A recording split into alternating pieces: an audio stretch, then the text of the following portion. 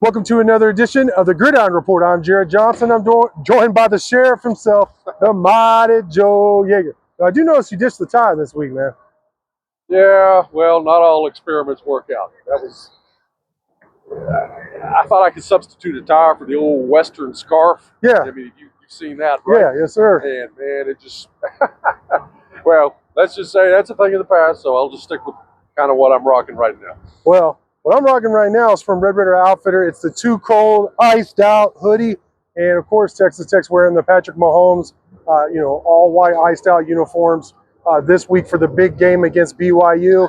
I don't know if you can see, but it says Too Cold right here. This is a pretty cool hoodie right here. It's the stripe out, red and white stripe out. So be sure to go to Red Raider Outfitter for all your Texas Tech needs. But Mighty Joe, speaking of distractions, what we're wearing and all that, what Texas Tech's wearing, pretty big game this week.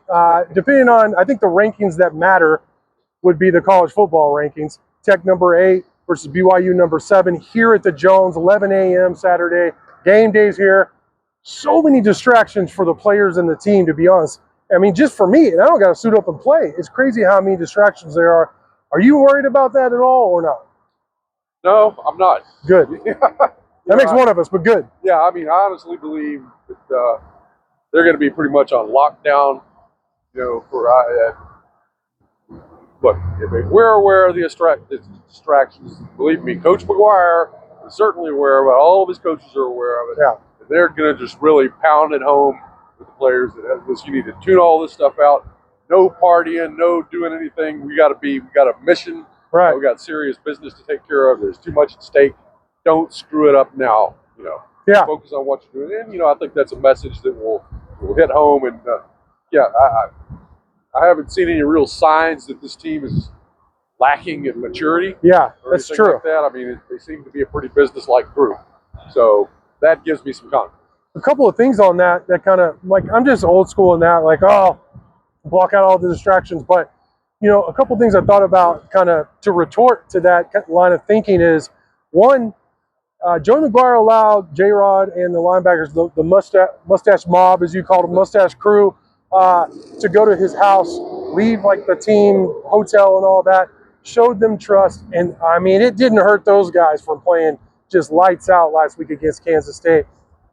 So I think trusting them is a very good idea. It's a veteran team. Speaking of J-Rod, I noticed this Welcome to Raiderville sign that was donated by Red Raider Outfitter. I was talking to one of the students here, and sorry I didn't get his name, but the population says 1,710. And he said, well, it's 10 per section. There's, that many sections, 1,700, plus we added 10 for J-Rod. I thought that was a pretty cool tip of the cap.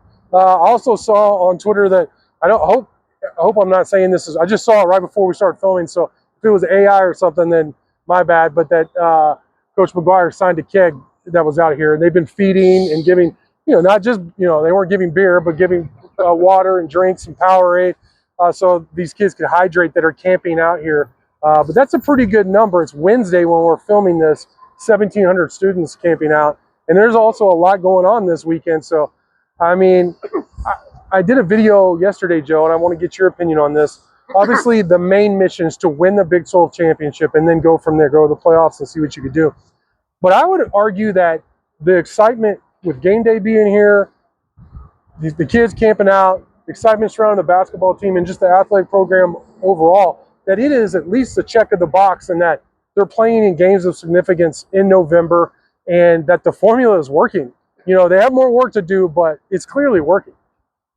Yeah, whatever the formula may be, it's they're doing it right. It's a pretty good formula. Obviously, the NIL aspect of it and how you manage and operate all of that Right. Is key to all this. I mean, when NIL went into effect, that's when the switch flipped. Yeah. For this program. Like, Yeah. we're seeing talent here that we never saw before.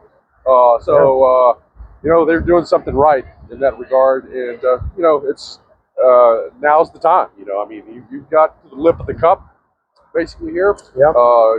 BYU looks to be the only serious threat remaining on the schedule, and they are a real threat. Yeah.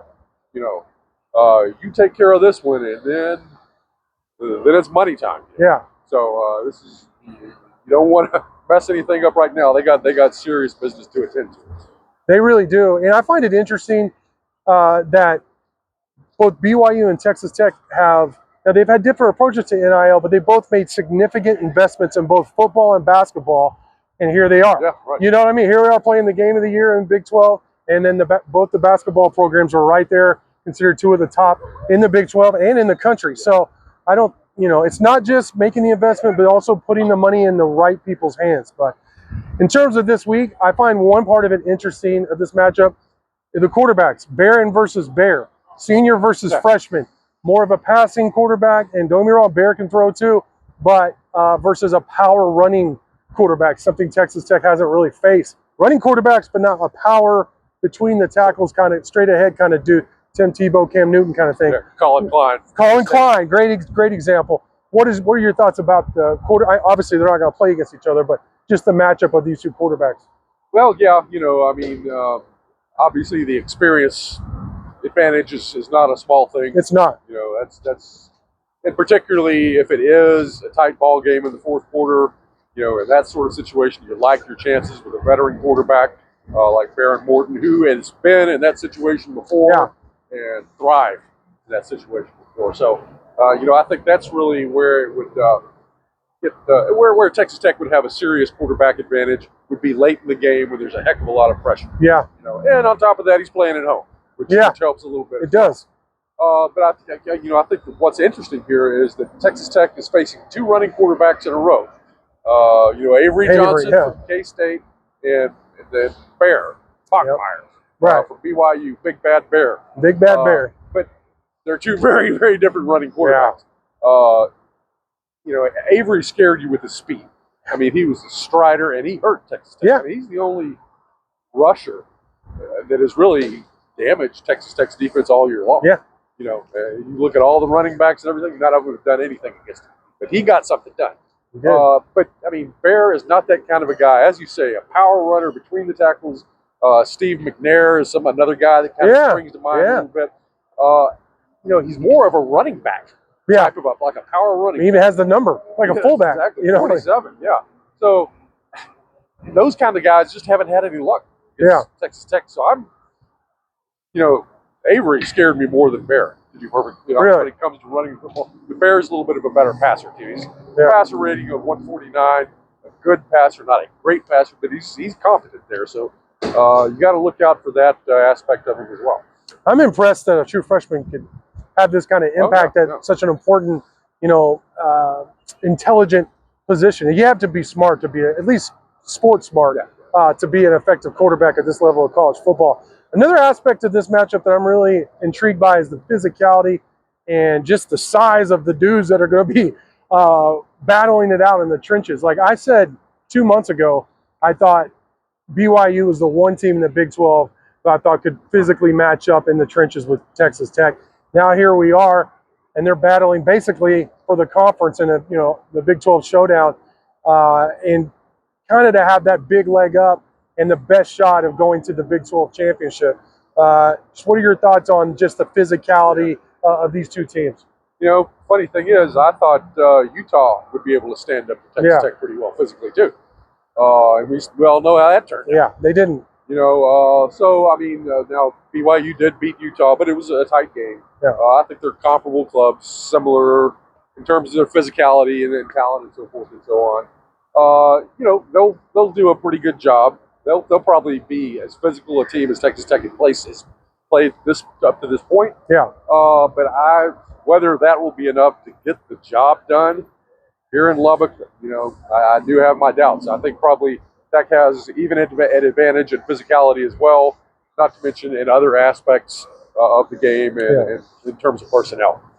I have one final question for you, and I think it's a perspective that some of our viewers maybe could identify with more than me even. You are a Lubbock native, went to school here, graduated here. You've been covering Texas Tech sports for how long? 20 years almost? Since 2004. Oh, yeah. So 21 years. How big, and you've been following them since the 70s, how big is this game in perspective? I mean, I know it's not the national championship or something like that, but How big of a football game is this for Texas Tech football? It's the biggest since the University of Houston game in 1976. Even bigger than 08? Yeah. I'll tell you why. Wow. Because in that game, after you beat Texas, if you beat Texas, then you still had a top 10 ranked Oklahoma State team coming in the next week. Yeah. Now, which Texas Tech destroyed 56-20 in what to me is the best performance I've ever seen from a Tech football team. Yeah. But then obviously you had Oklahoma. Yeah. I mean, that was the big, terrible monster there at the end of the schedule. Yeah. And I don't care what you do, you're scared about having to go to that stadium, Memorial Stadium. That's a tough place to play. And of course, Oklahoma under Bob Stoops was always a tremendous football team. So you still had work to do. Yeah. Now, Texas Tech in this game, what have they got after BYU? They got UCF and they got West Virginia. At West Virginia, yeah. That's, West Virginia beat Houston. Yeah, that was shocking solidly. to me. That's probably the biggest upset in the Big 12. I agree. But whether that was a one-off deal or what, I mean, bottom line is going to West Virginia is not quite the same thing as going to Norman back in 2008. Sure, that makes sense. So, I think the chances of succeeding after this BYU game are a heck of a lot better than they were in 2008. Now, that 1976 Houston game, on the other hand, that was basically for all the marbles in the Southwest Conference. I think Tech had one or two games after that Houston game, but again, they were not anything terribly daunting. Basically, you beat Houston, that game was for the Southwest Conference title. And Texas Tech had never won the Southwest Conference outright. Houston, that was their first year in the Southwest Conference, and you lose that game. Yeah. Which is in a game that everybody still remembers from back then. That was a little bit before my time. That was 50 years ago, right? What is that? I'm no math major, but Yeah, 49. I wasn't alive, so believe it or not, even with all this gray hair. Yeah, I was a little bitty Joe back then. Little Joe. Not Mighty Joe, Little Joe. Little Joe. I think I think you can make a very strong argument that you have to go that far back to find something that was as big as this game. Well, there you go. That puts it in perspective. Again, 11 a.m. I am glad it's an early game. Yeah.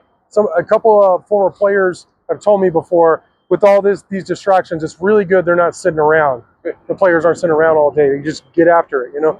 But, Mighty Joe, man, huge game. 11 a.m., Texas Tech, BYU here at the Jones.